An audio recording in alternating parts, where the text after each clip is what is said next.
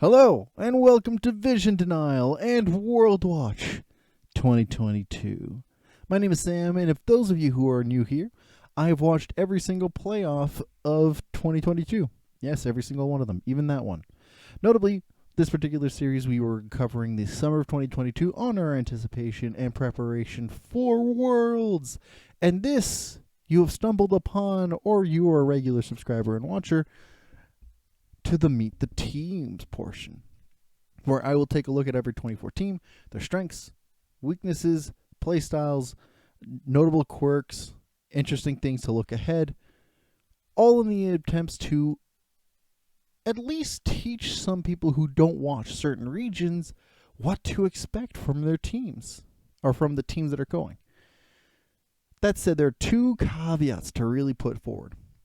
First caveat: a lot of the things that I'm going to be talking about are data-driven. I will put a link down below to the Google Docs of all of the data I have aggregated all in one nice spot. All of the data comes from the LoL fandom, Wikipedia, and from the goal.gg website, both of which have very different focuses to their data points, and both are necessary for these kinds of videos to work. That said, there's a limitation to some of this data because the LPL doesn't send their data as consistently as the other regions, and this is something you'll find with any particular data point for LoL esports globally.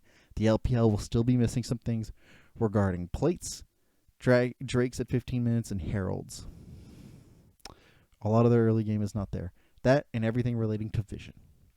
Second thing that I have to point out, a lot of the emerging regions, specifically Oceania, Turkey, Brazil, Latin America, and Japan, their teams will have some inflated stats in their favor. That being in mind, when we're looking at their stats, a lot of them will look good, notably the Chiefs and Detonation Focus Me. So some of the stats for every team has to be taken with a grain of salt of either being maybe stronger than expected or weaker than expected by quite a bit, notably because of this kind of inflation of statistics. When you're studying data, this is the kind of adjustments you need to do. That said, team-based data will look skewed. Individual data for each player's less so, because of the kinds of data points that they keep track of. All of that to say is that a lot of the notes that I've taken are using data points that have been collected that you can all enjoy for free down below, or in the various websites that I mentioned, but taking into account a lot of the personal notes that I use in conjunction with this data to show you what to expect with these teams. Without further ado, let's take a look at this video's team. I don't know. This is a pre-recorded message. Let's take a look. Let's meet JD Gaming. The first seed out of the LPL got their slot as the fifth team to qualify, beating Top Esports in a reverse sweep in the semifinals, and then securing the first seed technically against Top Esports again in the rematch in the grand finals in a 3-2 matchup that was intensely close. Let's meet their coaches. Homie, the main coach here, was part of the Samsung White lineup that won the 2014 World Championship, and then chose to go towards China to be part of the coaching staff of Ricci Gaming, Team WE, eventually landing into JD Gaming for the summer of 2018 all the way till now. While Vuso has been part of the organization since the 2018 season, being an analyst and coach back and forth, still being part of the coaching staff, and honestly, both of them have done excellent work. The approach of the game for JD Gaming is simple. Vision control, place dominoes so that once a trap has been sprung, you pounce. And honestly, it works. High damage per minute. One of the faster game times across the board. And I'm not going to lie, JD Gaming is an incredibly terrifying team, but not the scariest one out of the LPL. They have close contention and competition with top esports, and frankly, either team could have gotten the first seed. Just as it is, JD Gaming were a lot more consistent and much better at terms of positioning from each and every single one of their players. I do think it'll be really interesting to see how any of these teams are going to compete with their early game aggression that becomes late game dominance. Meet JD Gaming's top laner, 369. 369 made his major debut, more or less, with Top Esports in the summer of 2019 season before joining JD Gaming for the 2022 season. And he's been a fairly large name. While coming into Worlds, a lot of his stats look fairly average compared to some of the larger, more impressive players. He's a fairly reliable weak side player.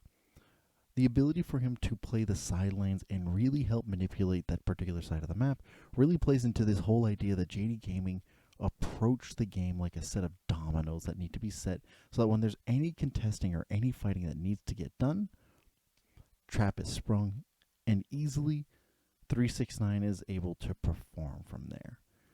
He may not be the main focus of the team or the star player, but he makes sure that there is no need for anybody else to come and rescue him, and in fact, forces others to come to him to rescue other top laners. Let's meet JD Gaming's jungler, Kanavi.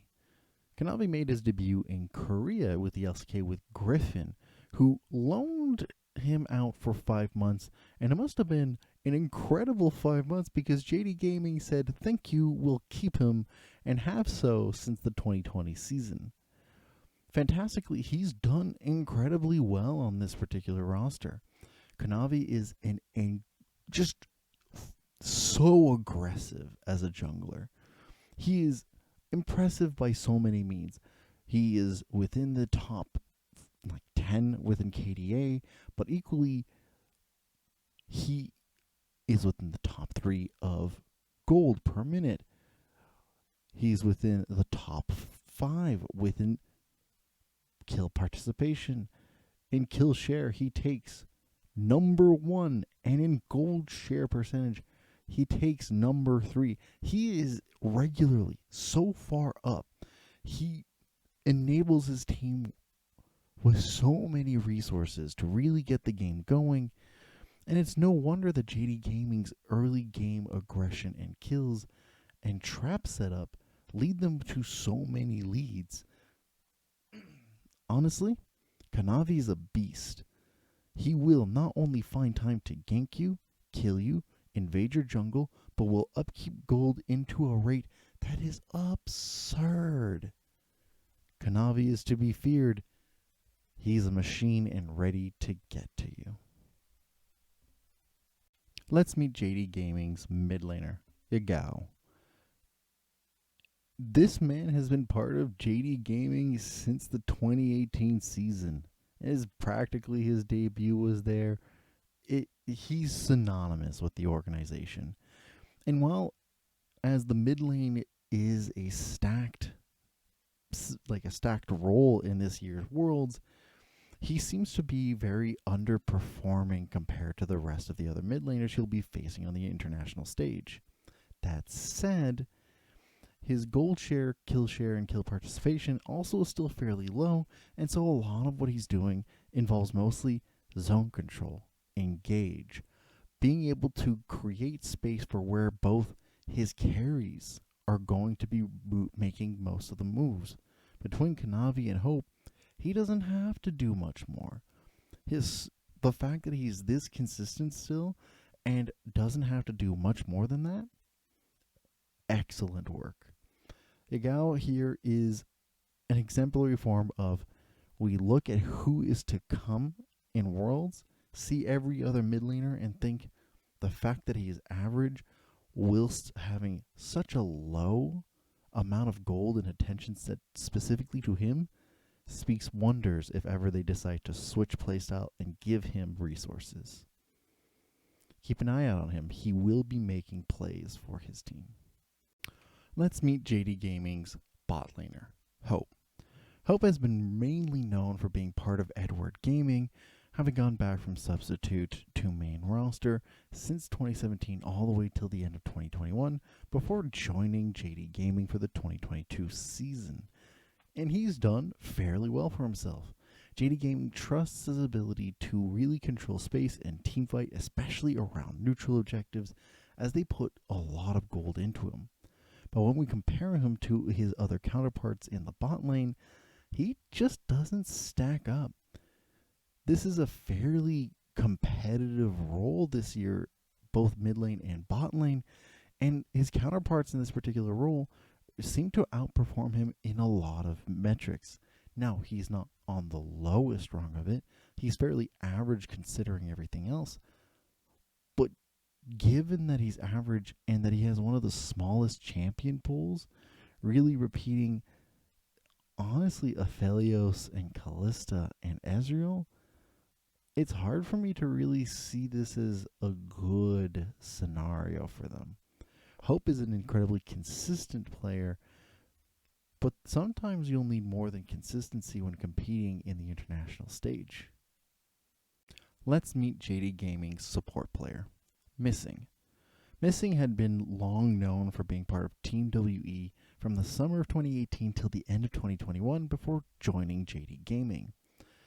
And while looking to a lot of his performance and the way that he's played out, on top of his stats, his contemporaries in the support role, he's mostly average compared to a lot of them.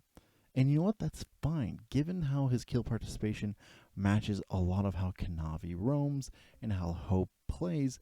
He is incredibly serviceable and consistent in his ability to aid his team in creating vision denial, roam around the map, and set up any given traps that are appropriate to their playstyle.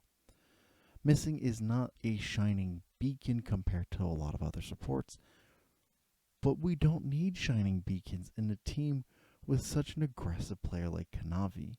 We need somebody who can enable and set things up for him. And Missing is more than capable for this job. Fantastic player who honestly does great work. From what I've seen from JD Gaming, they were an incredibly solid team that I was certain was going to make the semifinals. And as much as that idea has not shifted from my brain, it becomes a little bit more clear that they are not as infallible is not the word, but they're not as one-sided dominant as we could have expected. JD Gaming is by far one of the favorites of the tournament, if not the favorite. A hesitation there. But they also have what looks like to be across the board players that are mostly average for compared from role to role. The thing that they have in spades, however, is coordination, planning, proactivity, and map control. And honestly, out of all of the things, proactivity with map control is an awesome combo going into this tournament. Kanavi being the star player while the others are mostly really playing around what he does means that they're mostly going to do a lot of really good global setup for him. Junglers are primarily around neutrals, right? And because neutral objectives are so important, if you're able to also control the rest of the map with neutral objectives, you got yourself a winning formula. Hell yeah. So, overall, JD Gaming definitely going into the semifinals, at least into my opinion. Unless somehow they get matched up with an incredibly even more scary team. The format for Worlds needs to change. Otherwise, expect other teams to be very fearful of them. They're going to be they're part of a group that includes G2 and Damwon Kia, who Damwon Gaming Kia have some inconsistencies regarding map control and late game play, and G2 are definitely going to contest him by a lot, But I don't expect whoever the fourth seed is going to come into Group B to even match. But at least that's my observation based off of all the playoff games that I watch and the stats over here that I've been able to go through and analyze.